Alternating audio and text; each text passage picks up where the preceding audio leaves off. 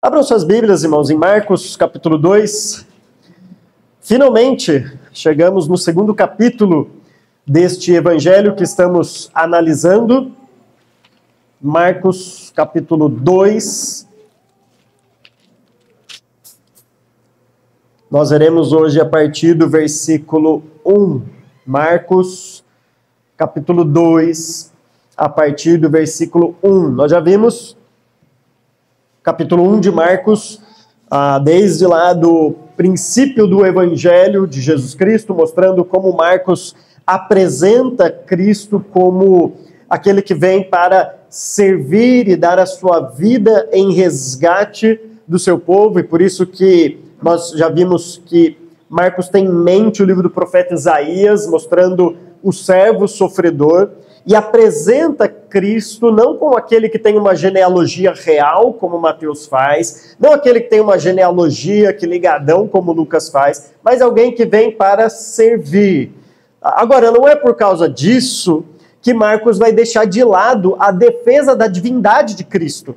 Pelo contrário, Paulo vai mostrar que Cristo, ao mesmo tempo, é o servo que vem para servir, mas ainda assim o Deus que se fez servo, o Deus que encarnou. Marcos vai ao mesmo tempo, paralelamente, defendendo a divindade de Jesus Cristo. Ele faz isso de maneira curiosa. A gente viu no primeiro capítulo como as manifestações da divindade de Cristo vêm por meio da boca de demônios, lembra?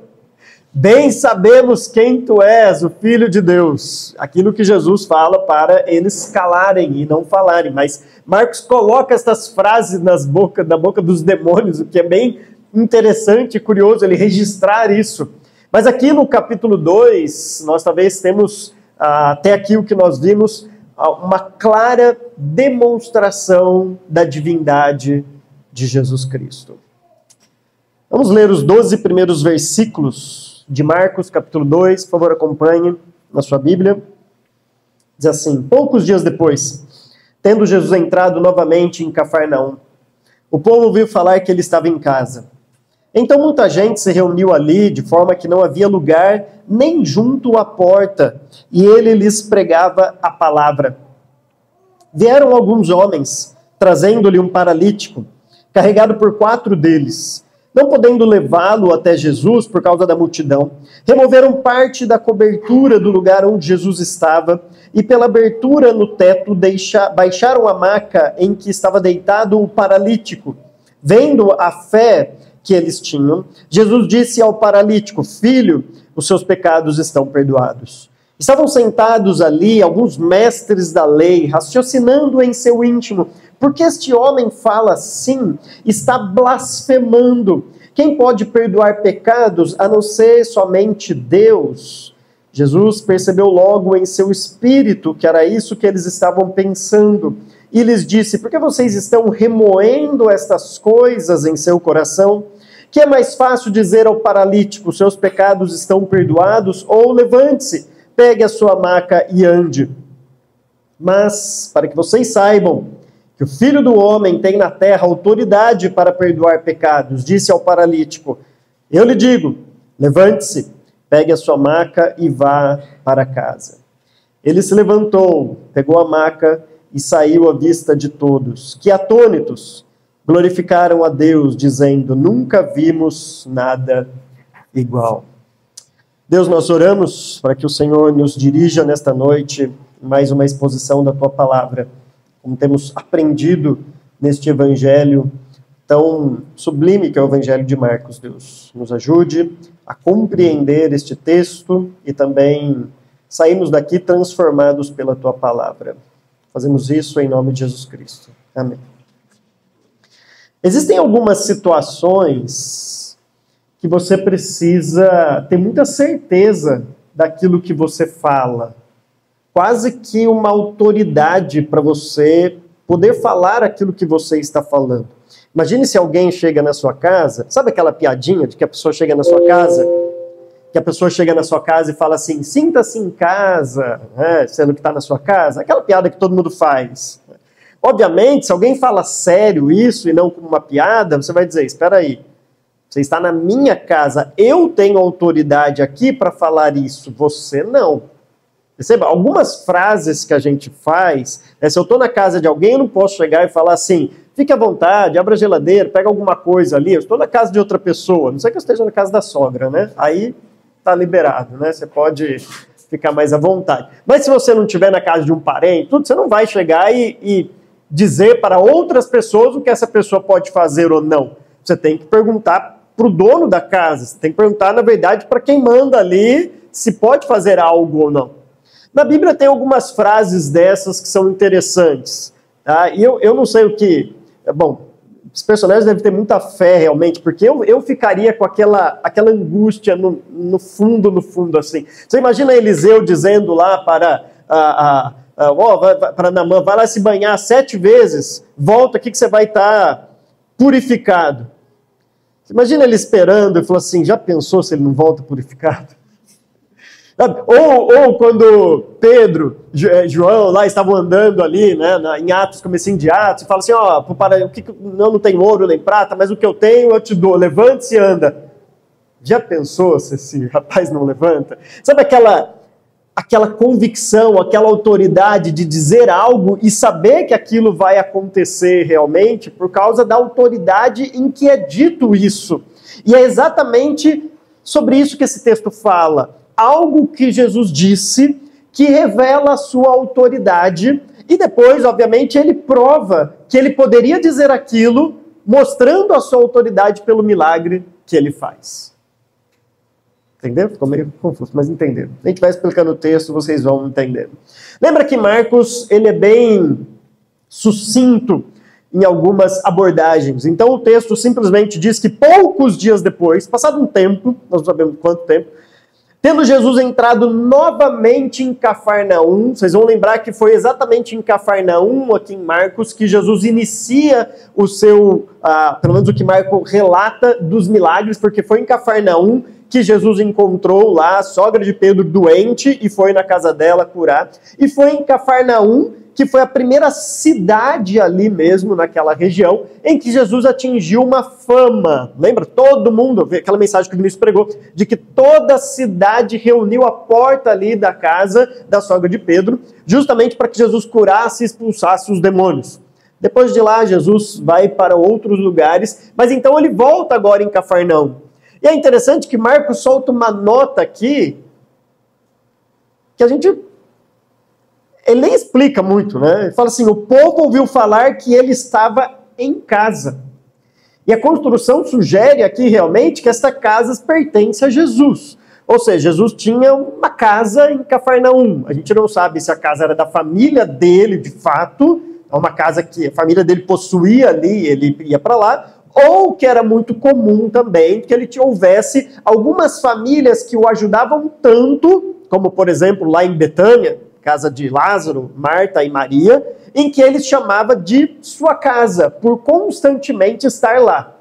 Enfim, mas ele estava em casa. Tá? Obviamente, Jesus voltou para a cidade em que ele era mais famoso, Cafarnaum, Marcos já mostrou pra gente, indo para casa. Como as notícias correm rápido, não era de se esperar, que logo juntou-se uma grande multidão naquela casa.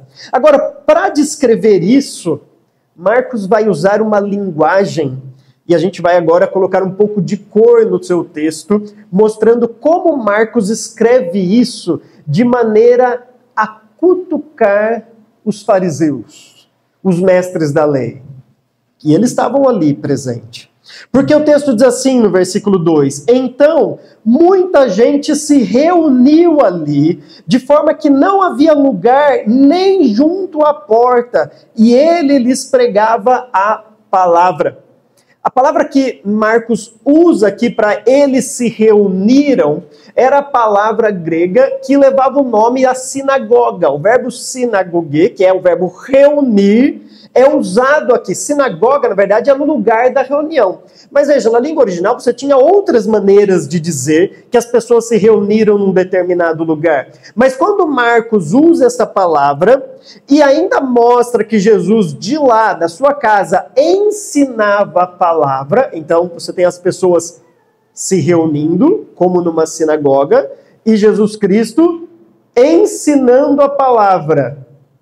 O que Marcos quer mostrar aqui? Quer mostrar que Jesus conseguiu fazer com que a sua casa fosse um lugar como a sinagoga. Só que estava cheio. Estava lotado de gente lá. A gente vai ver mais para frente que até os mestres da lei saíram da sinagoga para ir lá na casa de Jesus, que foi feita uma sinagoga. As pessoas se reuniram justamente para ouvir este, que muita gente ainda imaginava, era um curandeiro, um mestre da lei, um novo profeta, ainda sem essa real identidade de quem é Cristo, como ele vai mostrar aqui no texto, para ouvir o que essa pessoa tem a dizer. Embora o texto não diga explicitamente qual palavra era essa que Jesus estava pregando, obviamente era a continuação daquela mesma mensagem que ele pregava desde o começo do Evangelho de Marcos. Jesus está dizendo claramente, o reino está próximo, e é isso que ele vai dizer também no restante do texto, especialmente quando ele cita Daniel, e por isso é necessário arrependimento, é necessário entrega, é necessário a busca pelo perdão dos seus pecados. Então veja que Marcos dá uma leve cutucada aqui nos fariseus, dizendo que Jesus fez da sua casa uma sinagoga. As pessoas se reuniram e ele estava, como aquele mestre da lei na sinagoga, autorizado, segundo ele, que eles achavam, para falar as verdades, a palavra de Deus em nome de Deus. Jesus estava fazendo isso, mas não lá na sinagoga. Lembra que lá na sinagoga, ele já havia estado lá e havia expulsado um demônio lá. Curiosamente, na sinagoga tinha uma pessoa endemoniada. Na casa de Jesus, não. Isso é interessante. Tem muita igreja aí que o demônio tem mais frequência que muitos membros, né? Sabe? O demônio tem hora marcada ali. Sim. Então, na sinagoga tinha demônio lá. Mas na casa de Jesus não tinha nenhum demônio. Mas ele fez dali uma sinagoga. As pessoas se reuniram e ele estava expondo a palavra de Deus. Versículo 3, então, diz: vieram alguns homens, trazendo-lhe um paralítico, carregado por 4 deles. Não podendo levá-lo até Jesus por causa da multidão, removeram parte da cobertura do lugar onde Jesus estava e pela abertura no teto baixaram a maca em que estava deitado o paralítico. Então aqui Marcos pinta uma cena para a gente e a gente tem que tentar visualizar o que está acontecendo aqui. Imagina a casa toda lotada de gente, provavelmente ao toda a casa e fora ali da casa, mas toda a casa naquela época não tinha, tá? A gente tem que lembrar disso, não tinha laje e não tinha telhas em cima, ok? Então, a cena, não imagina que eles foram para lá, 4 pessoas levando uma maca, colocaram em cima de um telhado de barro e começaram a destelhar, assim, e depois fizeram um furo na laje. Não era nada disso. As casas ali, o teto era plano, existia uma escada externa que levava a este terraço, e este terraço era construído, nessa laje, assim, era construído de um emaranhado de galhos, tá? Para fazer uma espécie de uma treliça, assim, e essa treliça era revestida de barro. Praticamente, talvez o maior correspondente nosso é o pau a pique. Já viu o caso de pau a pique? Lembra de pau a pique? Mais ou menos isso. Toda vez, antes da época das chuvas, tinha que fazer um reparo no telhado. Obviamente, né? Barro. Então era a época seca de fazer um reparo ali para aguentar a época da chuva. Todo ano, mesmo processo. Então era algo muito mais fácil de ter um acesso ali por uma escada e também, né? Cabocava a argila ali, tirava um pouco de barro, afrouxava um pouco ali os galhos e tudo mais e tinha acesso àquilo. Obviamente, você fazendo isso na casa dos outros. Imagina Jesus depois de tudo falando assim, ó, depois vocês voltam aqui, antes da época da chuva, por favor, só repara o buraco que vocês fizeram aqui no teto. Né? Então essa é a cena que Marcos pinta pra gente. É uma espécie de um problema que estava acontecendo, de um paralítico querendo chegar até Jesus. Os seus 4 amigos, né, falar alguns homens, e 4 deles tiveram essa ideia, levaram o paralítico até Cristo por meio não convencional. O texto aqui é bem enfático quando no versículo 4 diz removeram parte da cobertura, porque o texto basicamente diz destelharam o telhado. A ideia é ser bem enfático para mostrar o esforço, a ideia que eles tiveram não convencional de ter um acesso a Cristo na confiança mesmo de que Cristo poderia solucionar o problema deles. Veja que o versículo 5 diz assim: vendo a fé que eles tinham, Jesus disse ao paralítico: filho, os seus pecados estão perdoados. E aqui a gente precisa parar para explicar um pouco mais esse texto. Em primeiro lugar, Jesus vê a fé que eles tinham. De alguma maneira, Jesus olha a crença que estas 5 pessoas tiveram. Os 4 levaram o paralítico por causa da fé que eles tinham, que Jesus podia de fato resolver a situação dele. E do mesmo jeito, o paralítico aceitou passar por tudo isso na crença de que Jesus poderia resolver o problema deles. Agora, há algo interessante aqui no texto. Lembra que Marcos, um dos objetivos de Marcos, é mostrar como os discípulos e como as pessoas que se achegam a Jesus estão num processo de entender quem é Cristo, e entender a si mesmo, e inclusive entender qual é o relacionamento que essas pessoas têm que ter com Cristo. Tá? Eu já falei aqui numa das mensagens, é justamente em Marcos que tem aquele episódio da cura em 2 etapas. E é justamente para simbolizar essa ideia de que quem se aproxima de Cristo está num processo de aprendizado, de assim, quem é esta pessoa? Quem é este? E até então o que nós temos é uma multidão que toda vez que Jesus está lá se reúne, mas para ser curada, para os demônios serem expulsos. Esse é o objetivo que as pessoas chegam até Jesus aqui. Mas veja, ainda Marcos não deixou claro este poder de Cristo de fazer algo superior a isso, que é curar e expulsar demônios.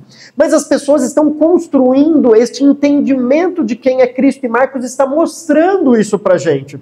É por isso que aqui, provavelmente, esses 5 não chegaram lá para que o paralítico tivesse o pecado perdoado. O que eles queriam, de fato? Que ele voltasse a andar. Esse é o objetivo deles. Assim não, os 4 podiam entrar e dizer assim: Jesus, tem alguém lá fora que quer ter o pecado perdoado. Não precisa levar ele até lá, abrir o telhado, descer a maca e tudo mais. O objetivo deles em se aproximar de Cristo era como toda a multidão estava fazendo. Cristo pode solucionar o nosso problema. Cristo pode dar um jeito na nossa necessidade. E Cristo olha essa fé deles, que veja, ainda é uma fé talvez em construção, ainda é uma fé de alguém que sabe que Cristo pode resolver o seu problema, mesmo que a pessoa não tenha consciência qual é o seu real problema. Muita gente chega à fé achando que precisa talvez ajustar algumas coisas no casamento, ou aprender como criar filhos, ou aprender tantas coisas. E de fato a gente já usou essas coisas como gancho para mostrar qual é a verdadeira necessidade da pessoa. A gente já fez isso muitas vezes, né? Pessoas que vieram assim: eu não estou conseguindo criar os filhos, aí de uma família no condomínio, né, que a gente fez isso, não estou conseguindo criar meus filhos. Eu falei: você quer saber o que a Bíblia fala sobre criação de filhos? Eu quero. E aí, a partir do momento que eu mostrei como criar filhos, obviamente você fala o porquê o filho é desobediente, o porquê nós temos dificuldade, mostra o pecado e mostra a real necessidade da pessoa. Veja, ela se aproximou da Bíblia pensando ter um problema, quando na verdade ela tinha um problema mais urgente que nem ela sabia que tinha mesmo. Esta é a ideia aqui do texto. Eles chegam dizendo: a gente precisa de uma cura. Jesus olha essa fé deles, olha e fala assim: vocês estão de fato crendo que eu posso resolver o problema de vocês, e vocês de fato estão chegando à pessoa correta, aquele que de fato pode dar um jeito no problema de vocês. Mas deixa eu te falar uma coisa: há algo mais urgente, há um problema que supera algo que está deixando você paralítico aí. É algo que está impossibilitando você de andar. Veja que é interessante, né? Muitas vezes a gente faz isso, a gente se achega a Cristo com alguns pedidos, com algo, achando que isso é prioridade, quando na verdade nós olhamos que existem outras coisas que são prioritárias. A ideia de fato é levar todas as nossas aflições, todas as nossas tribulações, todos os nossos problemas a Cristo, mas a gente nunca perder aquilo que é o senso de urgência. A gente nunca pode perder isso de vista. E Cristo vai dizer: filho, os seus pecados estão perdoados. A palavra que ele usa aqui é: estão levados para longe. É uma palavra muito usada, lembrando aquela ideia do bode expiatório, lá de Levítico capítulo 16, do Yom Kippur, aquele dia da expiação que o judeu fazia. Ele soltava um bode, morria, né, sacrificando pelo pecado, e o outro era solto, simbolizando que os pecados do povo estavam sendo levados para longe do acampamento, e por isso o povo voltava, renovava a sua aliança com Deus. Então essa cerimônia acontecia uma vez por ano. Jesus está dizendo aqui, os seus pecados foram levados para longe. O que Jesus está mostrando então aqui para estes fariseus, esse que fez da sua casa a sinagoga, é que ele tem autoridade para fazer aquilo que Deus fazia no Antigo Testamento. Levar para longe os pecados, para que o povo possa ser povo de Deus. Ele está dizendo a esse paralítico: agora você faz parte do povo de Deus, porque os seus pecados foram levados para longe. Agora imagina então o incômodo destes fariseus, desses mestres da lei, porque a casa dele virou uma sinagoga, ele está ensinando, as pessoas estão lá assistindo, e além disso ele chega e diz e faz aquilo que Deus fazia no Antigo Testamento. Por isso que o versículo 6 vai então mostrar agora um contraste muito grande entre o que acabou de acontecer com uma cena que é pintada agora. E Marcos faz isso de uma maneira interessante. Em primeiro lugar, Marcos não introduz a presença dessas pessoas até agora. É interessante que só agora na história, Marcos vai dizer: estavam sentados ali alguns mestres da lei. Veja, até então, a gente nem saberia que eles estavam ali presentes.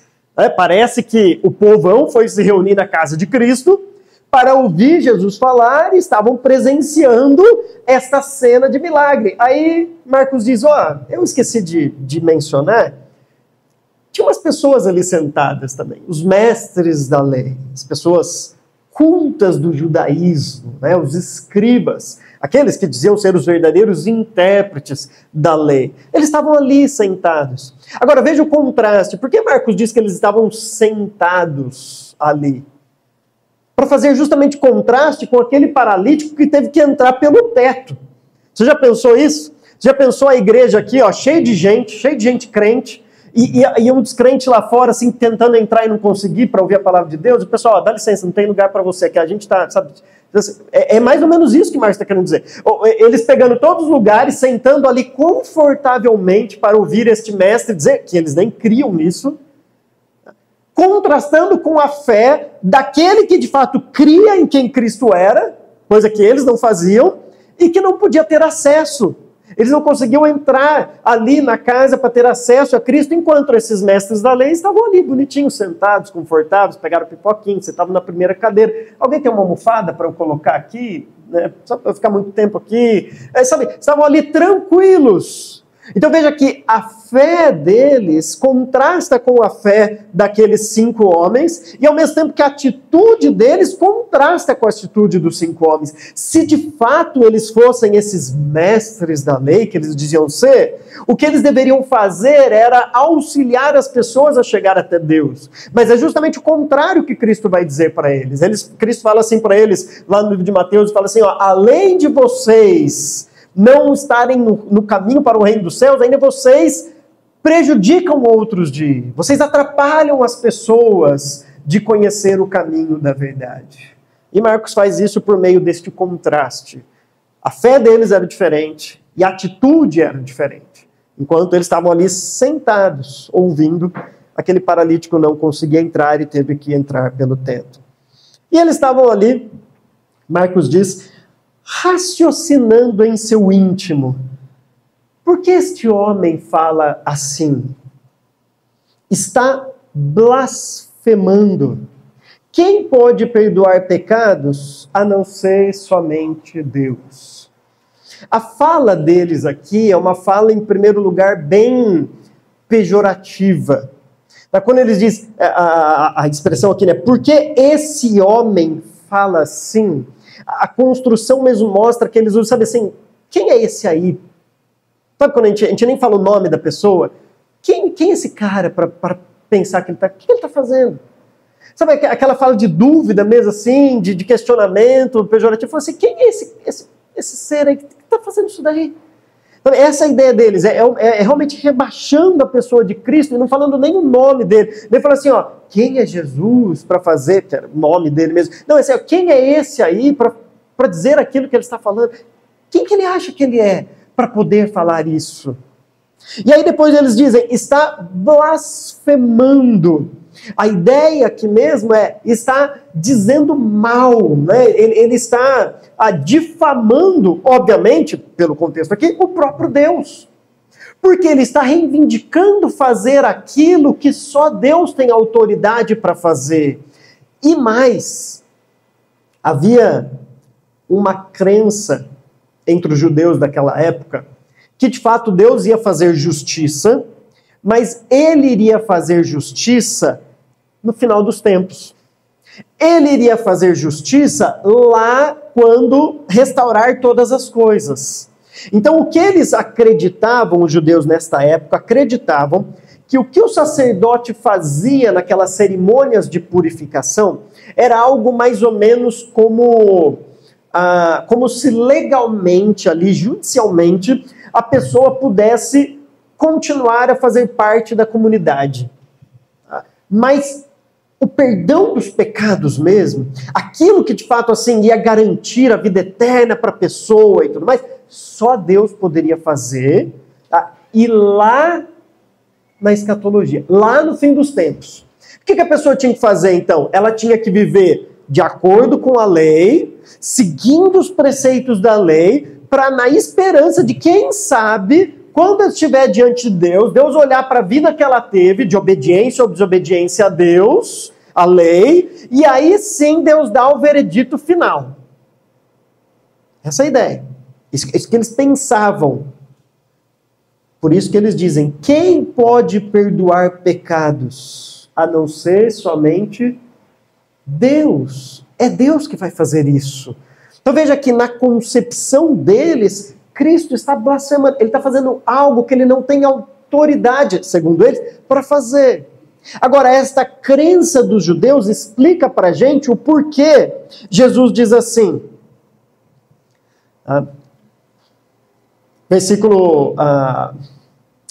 Bom, eu vou adiantar o versículo 10 só para explicar isso, depois eu volto para o 8, ok? No versículo 10 diz assim, mas para que vocês saibam que o Filho do Homem tem na terra autoridade para perdoar pecados. Veja, por que Cristo enfatiza, daqui a pouco eu vou para o Filho do Homem quando eu voltar para isso, vamos para o 8, depois eu vou voltar, mas por que Cristo enfatiza na terra para perdoar pecados? Ele está dizendo, eu posso fazer isso hoje. A crença deles é que isso era uma coisa enigmática, você vivia a sua vida por obediência à lei, sem saber o que vai acontecer quando estiver na presença de Deus. Sabe quando você conversa com aquelas pessoas e diz assim, você vai para o céu? Pessoal, acho que eu vou. Por quê? Estou tentando ver uma vida boa, quem sabe quando eu chegar lá, né? Vai pesar as coisas boas que você fez, as coisas ruins. Aqui tiver, né, menos pesado ali, você fez mais coisas boas do que coisas ruins, talvez você entre no céu. Então essa era a expectativa deles, só que em relação à obediência à lei. Lá para a escatologia, Jesus diz, não, o Filho do Homem tem na terra, hoje, aqui, autoridade para fazer isso, para perdoar pecados. Veja então que Jesus, com isso, esse na terra, ele contrasta este pensamento deles, de que isso era algo que você não podia saber aqui. Como aquelas pessoas também que você pergunta assim, você tem certeza de salvação? Quem sabe? Quem sabe? Como eu posso saber? Alguém pode dizer e saber? Sabe, parece que é arrogância se você dizer assim, como eu posso afirmar que eu sou salvo? Bom, só ler a Bíblia. A Bíblia fala para a gente, primeiro João foi escrito para isso, para que a gente saiba que tem a vida eterna. Mas essa era a crença dele. Então Jesus disse, isso pode ser feito já na terra, aqui, hoje os pecados podem ser perdoados. Agora vamos voltar para o versículo 8, que tem umas coisas interessantes aqui. O texto diz assim: Jesus percebeu logo em seu espírito que era isso que eles estavam pensando e lhes disse... a minha versão, NVI pelo menos, traz assim: Jesus percebeu logo em seu espírito que era isso que eles estavam pensando. Primeiro que lembra que Marcos gosta de usar muito aquela palavra eutis no grego, que é imediatamente, né? O pessoal se reúne imediatamente na casa de Jesus, e Jesus, a ideia é que imediatamente ele percebe isso. Mas essa palavra percepção, para mim não foi bem traduzida aqui. Porque dá uma ideia de que, sabe quando você olha para uma pessoa, tipo assim, a pessoa colocou a primeira garfada de comida na boca e fez uma cara assim, e você fala assim, parece que ela não gostou. Sabe essa percepção que você tem assim, de que é como se Jesus tivesse olhado assim, diante do que ele fez, e visto a cara das pessoas ali, e falou assim, tipo, a percepção que ele teve é como se eles não tivessem gostado. Então, percepção parece algo assim, que a pessoa percebeu ali. Né? Ficou um clima estranho, ficou um clima ruim. Parece que eles não perceberam. Mas a palavra usada aqui é a palavra epignosko, que em grego significa o pleno conhecimento. A ideia aqui é que imediatamente Jesus tinha um pleno conhecimento do que estava passando no coração deles. A ideia não é que ele percebeu, sabe, parece ter um clima estranho. Parece que o pessoal não gostou muito do que eu fiz. Não, a ideia que este percebeu é assim, imediatamente Jesus já conhecia o que estava acontecendo no coração deles. E por isso já questionou. Imediatamente. Ele não precisou esperar. Vamos ver a reação. Parece que ele está gostando, parece que não. Parece que estão fazendo uma cara. Aquele lá... Não é essa percepção. Por isso que Marcos está mostrando aqui a divindade de Cristo realmente. Antes de qualquer reação, Jesus Cristo tem aquele pleno conhecimento daquilo que está acontecendo no interior dessas pessoas, que estavam ali questionando. Veja, ninguém falou. Eles estavam razoando consigo mesmo essas coisas. E Jesus já sabia daquilo que estava passando e se antecipa a um possível questionamento. Antes deles dizerem, falar assim, quem que é ele para fazer algo? Jesus já se antecipa isso, mostrando para eles a sua divindade. Então a ideia do texto não é uma ideia de dúvida, de percepção, mas é uma ideia de quem tem o pleno conhecimento, o controle da situação. E se antecipa antes de vir a dúvida. Sabe aquele professor que está dando aula, e o cara é tão bom, que ele está dando aula, você pensa numa coisa e ele responde antes? Assim, rapaz, tipo, ele sabe o que as pessoas vão perguntar daquilo que ele falou e já responde antes da pessoa perguntar. Você começa uma dúvida, ele já responde. Sabe? Você fala assim, caramba, isso é bom. É isso que Jesus está mostrando. Não vou dar tempo deles perguntarem, de questionarem, porque eu sei o que eles estão pensando. E aí ele já se antecipa e diz, por que vocês estão remoendo estas coisas em seu coração? Aí vem uma pergunta interessante. O que é mais fácil dizer ao paralítico? Seus pecados estão perdoados? Ou levante-se, pegue a sua maca e ande? Veja que é uma pergunta que fica sem resposta aqui no texto. Não é uma pergunta que Jesus diz assim, óbvio que é mais fácil fazer isso. Óbvio que é uma pergunta para gerar uma reflexão. Porque se você olhar... Lembra que Jesus aqui está querendo mudar as prioridades do reino. Aquele paralítico, aqueles homens que chegaram procurando uma cura para sua paralisia, o cara recebeu, na verdade, o perdão dos pecados. Jesus está mudando essa perspectiva, este senso de prioridade. E com esta pergunta, ele também está fazendo isso na cabeça desses mestres da lei, mudando a prioridade. Porque da nossa perspectiva aqui, o que é mais fácil você dizer para alguém? O que é mais fácil você dizer para alguém? Da sua perspectiva aqui, da nossa. Imagine que você tem que falar isso para alguém. O que é mais fácil você dizer? Seus pecados estão perdoados, é muito mais fácil. Porque é algo que ninguém vê. Se não aconteceu... Você não passa vergonha. Ninguém está vendo aquilo. Sabe assim? Tá tranquilo. Você fala assim, Du, vai lá, seus pecados estão perdoados. Vai, não peques mais. Pronto, a pessoa sai assim. É algo lá dentro. Agora, se eu chegar para um paralítico ali e falar assim, rapaz, vem cá. Levanta aí e anda. Eu fico olhando assim. Vai que não é. Vai que... Sabe, parece que é mais fácil dizer os pecados estão perdoados, na nossa perspectiva, do que falar para alguém andar. Jesus está mostrando que na perspectiva do reino, com as prioridades corretas, o milagre maior não é uma pessoa andar. O milagre maior é o rapaz ter o seu pecado perdoado. Porque para a pessoa andar, Deus disse, haja luz e houve luz. Agora, para uma pessoa ser perdoada, foi necessário o Filho do Homem, este Cristo, vir e morrer na cruz para perdoar o seu pecado.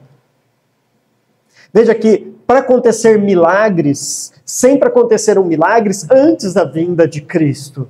Agora, para ter perdão dos pecados, a Bíblia diz que sem derramamento de sangue não pode haver remissão dos pecados. Na perspectiva do reino, nas prioridades corretas, a prioridade é ter os pecados perdoados, do que simplesmente uma paralisia revertida e agora a pessoa poder andar. Por isso que essa pergunta ela fica sem resposta. É justamente para corrigir essa prioridade, fazer a gente, os leitores originais, obviamente, e nós também fazemos essa reflexão de mudança de perspectiva, de mudança de prioridade. E aí vem o versículo 10, então, em que Jesus diz, mas, para que vocês saibam que o Filho do Homem tem na terra autoridade para perdoar pecados, aí ele diz ao paralítico, eu lhe digo, levante-se, pegue a sua maca e vá para a sua casa. Essa expressão Filho do Homem é a expressão que Jesus mais usa para si mesmo. Aproximadamente 80 vezes nos evangelhos, Jesus vai se referir a Filho do Homem. E, obviamente, é uma expressão que, em alguns aspectos, remete à proximidade que Jesus tem da humanidade. O fato de que ele é um como os homens são. Ele é um humano, um ser humano. Mas também há um texto lá de Daniel, em que o Daniel vai mostrar que essa ideia de o Filho de um Homem era uma expressão messiânica, uma expressão daquele que viria para reinar. Se vocês lembram, Marcos está mostrando, no começo, a gente viu no capítulo 1, que esta é a ideia, o rei está vindo e é melhor se arrepender e submeter a este rei. Olha o que Daniel vai dizer lá no capítulo 7. Se vocês quiserem acompanhar, Daniel capítulo 7. Versículo 13 e 14. O profeta Daniel, para a gente sair um pouco de Isaías, né? Só fica citando Isaías em Marcos. Diz assim, em minha visão à noite, vi alguém semelhante a um filho de homem, vindo com as nuvens dos céus. Ele se aproximou do ancião e foi conduzido à sua presença. Agora olha que interessante, versículo 14. Ele recebeu autoridade, glória e o reino. Todos os povos, nações e homens de todas as línguas o adoraram. Seu domínio é um domínio eterno que não acabará e seu reino jamais será destruído. O que Jesus está dizendo então para esses mestres da lei é: o reino chegou. E é por isso que essa pessoa está sendo curada. E é por isso que o pecado está sendo perdoado. Porque o reino chegou. O Filho do Homem está aqui diante de vocês. Aquele que foi prometido, cujos povos adorarão. Ele chegou. Veja que mais uma vez Jesus está aqui enfatizando a sua divindade para eles. E aí no versículo 11, então, ele olha para o paralítico, né, e diz para ele, eu lhe digo, levante-se, pegue a sua maca e vá para casa. Eles tinham na época uma maca, espécie de uma esteira de praia, grosso modo, sabe? Maleável, dava para enrolar ali, dobrar. Agora você imagina a cena. Então, este homem esteve descer ali pelo teto, ali ainda deitado, mas agora com seus pecados perdoados, ele ouve isso de Cristo. E esta tripla ordem, né, quando o judeu queria enfatizar algo, ele repetia isso 3 vezes. Tá? Esta repetição tripla era sempre... O judeu tinha essa ideia, vindo da língua hebraica, né? A língua hebraica não tinha o superlativo, não tinha algumas coisas assim que a gente tem. Então essa repetição tripla de algo é para enfatizar e dar essa ideia de algo magnânimo realmente. Então quando fala lá que Deus é santo, santo, santo, ou quando fala em Gênesis capítulo 1, versículo 27, né? Criou Deus o homem, a sua imagem, a imagem de Deus o criou, homem e mulher os criou. A repetição de criou, criou, criou, é para dizer a criação do homem, ela é superior a toda a criação. Então essa ideia de uma repetição é justamente para mostrar e realçar a sublimidade daquilo que está acontecendo. E aí Jesus dá esta ordem tripla para ele. Porque veja, a ordem em si mesmo é levante-se. Pronto. Que a melhor bênção do que essa para ele, que era paralítico, que foi ali para isso? Levante-se. Estava bom demais, ele já levantou. Mas a ideia desta ordem, levante-se, pegue a sua maca e vá para casa. 3 ordens para realçar realmente a sublimidade daquele momento. Tanto é, versículo 12 vai dizer, ele obedece às 3 ordens e olha a reação do povo que estava ali. Ele se levantou, pegou a maca e saiu à vista de todos, que atônitos glorificavam a Deus, dizendo, nunca vimos nada igual. Lembra que Daniel dizia que o Filho do Homem, quando vier, vai ser adorado, vai ser exaltado, vai ser glorificado. E agora o povo, diante disso, estava atônito, né? A palavra que diz assim, é maravilhado realmente com aquilo que aconteceu. E começaram a glorificar a Deus. Mas daí a gente se pergunta, será que o povo entendeu essa mudança de prioridade?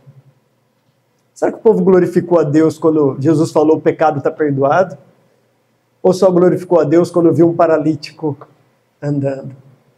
Veja que Marcos quer mostrar realmente isso, e lá no final do evangelho a gente vai ver que na verdade o povão que estava sempre ali, a multidão que estava sempre ali, continua ali sem entender nada. É claro, um ou outro ali é salvo, as pessoas chegam a Cristo e são salvas, mas o grande povo estava lá depois no final dizendo crucificam, mostrando assim, não entendeu nada das prioridades realmente. E aqui eles estão glorificando, falando, a gente nunca viu nada igual. Por que você nunca viu nada igual? Um paralítico andar? Ou o verdadeiro milagre daquela cena, que são os pecados serem perdoados? Esta reação do povo veio tarde aqui. A reação correta devia vir um pouco antes. Quando Jesus disse paralítico, seus pecados estão perdoados. Aí era para vir esse versículo. O povo atônito ficou assim, nunca vimos nada igual. Um pecado sendo perdoado. Mas a reação veio tarde. A reação veio quando o milagre foi feito. Agora, obviamente, o milagre não é descartado aqui. Senão Jesus simplesmente diz, já vim fazer aquilo que eu vim fazer. Perdoei pecados e tá bom demais. Se contente com isso e vá embora feliz para sua casa. Deus podia dizer isso. Mas o milagre faz parte de toda a mensagem. Quando nós entendemos realmente a prioridade do reino, algo não vai excluir a outro. Aquilo que talvez nós demos prioridade em detrimento daquilo que deveria ser a nossa prioridade, quando a gente inverte isso, não é que o restante está excluído. A ideia de Cristo aqui não é mostrar que a cura do paralítico era sem sentido e só foi necessária porque eles duvidaram da sua divindade. A ideia não é essa. A ideia é reverter a prioridade, mas quando a gente inverte a prioridade, a gente coloca de fato aquilo que é mais importante em primeiro lugar, e a gente não ignora todas as outras coisas. Às vezes você chega a Cristo, por exemplo, precisando realmente de um trabalho, precisando de um emprego, às vezes a gente está com problemas no relacionamento, às vezes a gente está com dificuldade de criar filhos, todas essas necessidades são reais. E entender a prioridade correta não é ignorar todas essas coisas como se isso não existisse. Sabe? E fala assim, ó, não, eu tenho que esquecer tudo isso, porque o mais importante, né, eu só posso pensar no meu pecado sendo perdoado. A ideia é, coloque isso como prioridade. Em outras palavras, o que Jesus vai dizer no Sermão do Monte é, busque em primeiro lugar o reino de Deus e a sua justiça. E aí o texto não para aí. O texto diz, as demais coisas serão acrescentadas. Obviamente, debaixo dessa prioridade do reino. Não foi todo mundo que Jesus encontrou que ele curou. Mas ele atendeu às necessidades deste paralítico. Mas mostrando a ordem correta. Mostrando a prioridade correta. Para que a gente vem aqui? Por que você ora e lê a Bíblia na sua casa?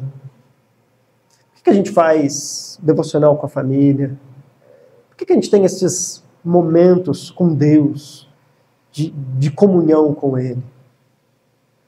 O que a gente quer quando a gente se achega a Deus? O que a gente tem buscado realmente quando a gente se aproxima de Deus? Veja que o paralítico ali teve uma dificuldade de chegar até Cristo, mas Hebreus fala, Hebreus capítulo 4, que a gente pode chegar com confiança até o trono da graça. Porque o véu se rasga, você pode chegar a qualquer momento, você não precisa mais entrar pelo teto e tirar ali e ter essa dificuldade. Você pode entrar a qualquer momento, a gente está diante da presença de Deus a todo momento da nossa vida. A questão é, o que a gente faz com isso?